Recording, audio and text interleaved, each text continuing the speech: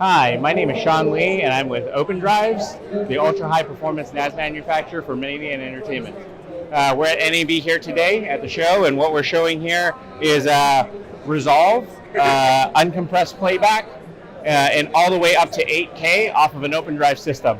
I'm going to play this content here.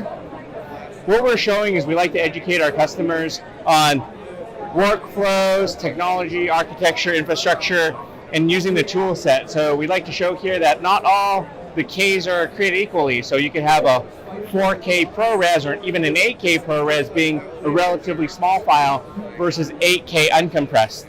So as you can see here, we're moving through a little bit of the content. It's going to start small, and I'm going to fast forward here as we get to larger content. So we have some dual streams of HD.